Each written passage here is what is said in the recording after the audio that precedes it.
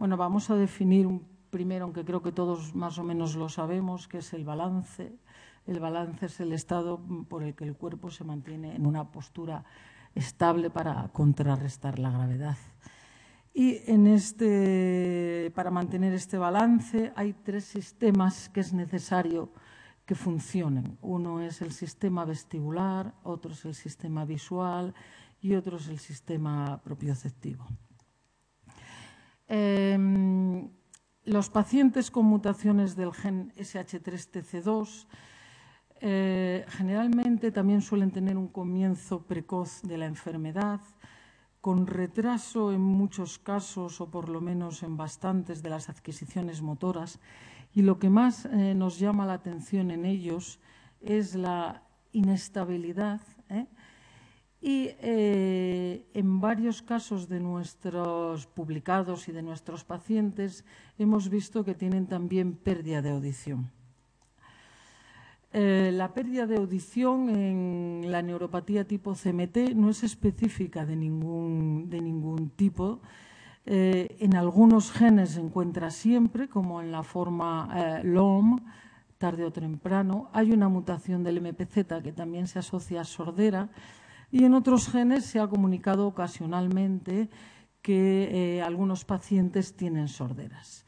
La neuropatía vestibular se ha descrito raramente en CMT y es difícil de definir o de pensar en ella. Se ha descrito en una familia gitana que era un tipo LOM, y se ha descrito también en una mutación, en una forma grave, una mutación puntual del PMP22. Y creo que en ningún caso más. En nuestras series observamos también que la inestabilidad en estos pacientes era muy importante, incluso teniendo en cuenta que tenían una pérdida importante de la sensibilidad y que además varios pacientes tenían una pérdida auditiva importante. Pero el papel de la disfunción vestibular en cualquier neuropatía, yo creo que tenga afectación sensitiva, es muy difícil de explicar o de pensar en ello, dado que ya la propia neuropatía sensitiva, o nosotros achacamos que los síntomas se deben a una disminución de los impulsos sensoriales que llegan a los nervios dañados, ¿no? Entonces, la alteración vestibular, en este caso, es desconocida. Nuestros objetivos eran definir la frecuencia de la neuropatía auditiva y su relación con la edad, y evaluar la función vestibular para ver si tenía algo que ver en el fenotipo. Realizamos el estudio en 10 pacientes de varias edades, desde los más jóvenes a los mayores, con mutaciones del gen SH3-TC2, y recogimos los datos clínicos y electrofisiológicos. Bueno, siempre lo recogemos en un protocolo. Además, aquí se le hizo algunas preguntas relativas a la estabilidad y se le realizó algunas pruebas especiales, como el test de Gutenberg y Romberg. El Romberg también lo hacemos habitual. En cuanto a la neuropatía auditiva, se les realizó una audiometría tonal, se le realizaron unos potenciales auditivos, y hay que hacer un estudio que se llaman emisiones otoacústicas, que valoran la función de las células ciliadas, porque los otorrinos han, por definición, una neuropatía auditiva. Solamente podemos decir que una persona tiene una neuropatía auditiva cuyo origen está en el nervio si tiene una audiometría anormal o unos potenciales evocados, pero tiene que tener presentes las emisiones otoacústicas, lo que quiere decir que los receptores tienen que funcionar, ¿no? Para asegurarnos que el problema está en el nervio. En cuanto a los métodos de estudio vestibular, son complejos. Estudiamos los que valoran la respuesta vestibular a frecuencia baja, media y alta. Esto se me ha escapado en español, lo siento. Para valorar los de baja frecuencia se hace el test de calor y frío, Y para valorar los de alta frecuencia, pues hacemos el Videohead Impulse Test, que se llama el VHIT, y otros test. Bueno, se define que es una vestibulopatía completa si tiene anormal el VHIT, ausencia de respuestas calóricas y además tiene alteración de los otros dos test. E incompleta si tiene reducidas las respuestas calóricas y está apoyada por alguno de los otros test. En cuanto a los resultados, encontramos que, bueno, en cuanto a la clínica, solo voy a remarcar que 5 tuvieron un retraso del inicio de la marcha, 2 no podían recordar y los otros 2, 14, 15 meses. Bueno, 3 no recordaban y los otros 14, 15 meses. Que nuestros pacientes de etnia gitana tenían las 2 mutaciones fundadoras, alguno una y otros eran heterocigotos, y que teníamos otros 2 pacientes que no eran gitanos, o sea, no todos tenían la misma mutación. Todos los pacientes tenían una pérdida importante de sensibilidad. La escala CMT de discapacidad se situaba entre 16 y 24, lo que quiere decir que estaba entre moderada o ya importante discapacidad. La neuropatía es de tipo desmielinizante y en las extremidades inferiores los pacientes menores de 12 años ya no tenían potencial sensitivo del sural. En cuanto a los resultados auditivos, encontramos 3 pacientes referían pérdida de audición. Bueno, 3 pacientes estaban completamente sordos, casi había que darles voces en la consulta. Los síntomas, salvo en uno que empezó a los 5 años, eran alrededor de los 30, 20 años. Los potenciales evocados fueron anormales en todos y hemos de decir que todos tenían una neuropatía auditiva, salvo 2 pacientes que no lo podemos asegurar porque en uno las emisiones otoacústicas eran anormales. Este paciente ya tenía una sordera importantísima, es posible que ya tuviera también igual una degeneración, ¿no? Y en el otro no se le pudieron realizar el estudio.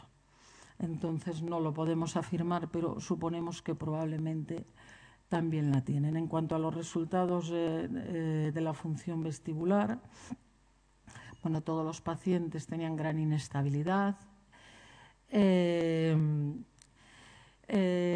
y todos tenían anormales los test de función vestibular. En 6 casos había una vestibulopatía completa y en otros 4 era incompleta.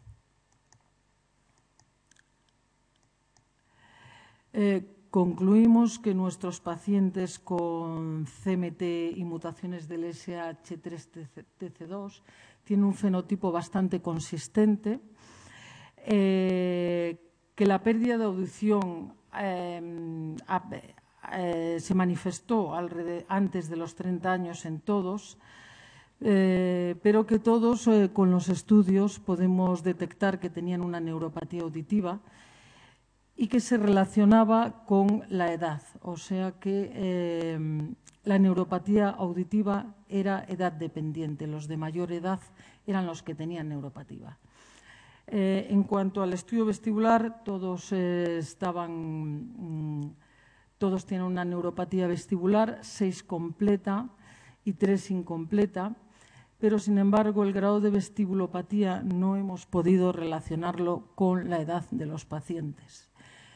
La inestabilidad, que es muy llamativa en esta forma de CMT y yo creo que muchas otras, tal vez tengamos que preguntarnos si no es solo por la alteración de los nervios sensitivos o del sistema sensitivo completo, los receptores tampoco han sido estudiados, o si la vestibulopatía en qué medida puede contribuir a la inestabilidad de esta forma de CMT, y yo creo que de otras, en algunas también ya la tenemos estudiada. Así pues, la propina, en el caso de las mutaciones del GEDAP, sería la alteración de las cuerdas vocales y del diafragma. Y en el caso de las mutaciones de SH3-TC2, el estudio auditivo y de la función vestibular. Este es nuestro grupo y nada más. Les pido otra vez disculpas por no haber podido hablarles en inglés, pero creo que habría hecho el ridículo y ya tenemos suficiente. Y porque además, no lo sé, hasta 3 días antes no sabía que la presentación era en inglés, dado que otros años era en español.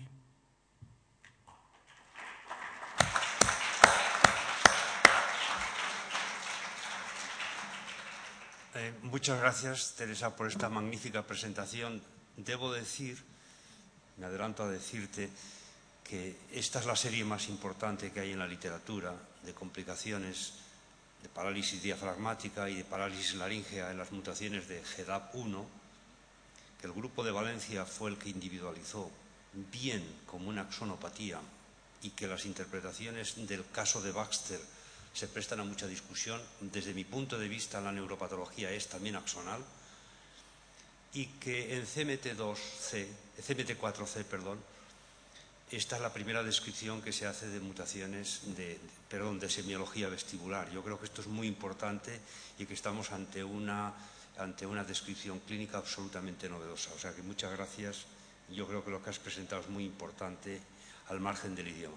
Davide. I could understand almost everything, so very interesting presentation. I agree with Jose, and the vestibular neuropathy is very, very important. You don't see, I'm struck by the fact that you see a correlation between the auditory neuropathy and the severity and age, but not with the vestibular involvement. Is it because it's so severe that it becomes rapidly complete? Is it because you have not the instruments to measure in a good way, so be able to correlate?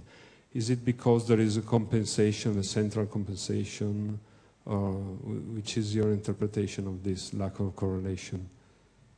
First.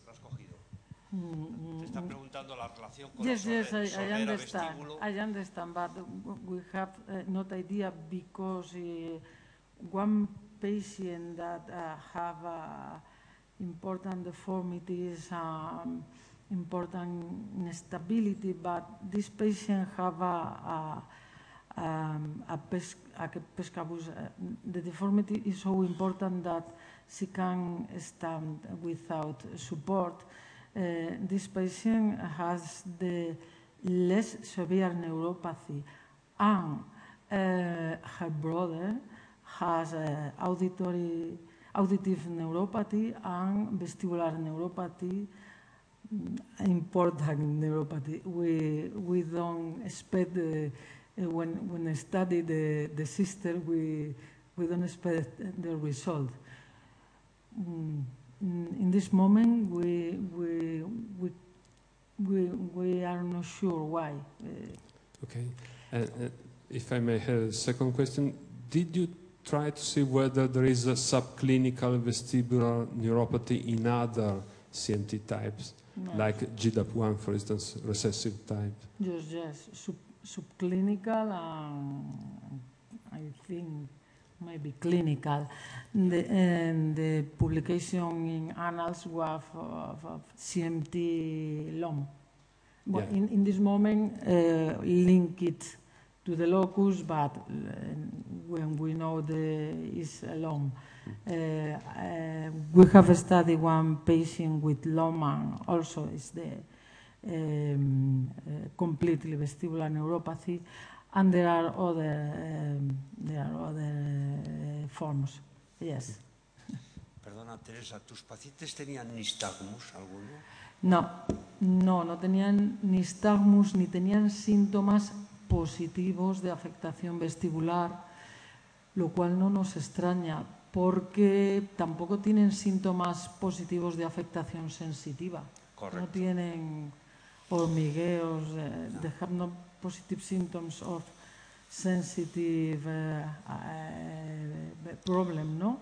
Is only instability or negative symptoms in general in CMT. I was thinking... No, the question is probably, Teresa, also, probably you are examining different systems. One is deafness, and on the other side is the equilibrium, yes. and you are detecting subclinical involvement of the vestibular system with minimal manifestation, which are in fact subclinical, but giving more imbalance to the patients, but this is very difficult to evaluate when you have the proprioceptive deficit. In any case, the question is there are no previous studies analyzing the vestibular function in CNT patients, and more importantly, there are no previous studies in CNT4C. And I think this is very important, your contribution. Thank you very much. Jesús, ¿quieres cerrar la sesión?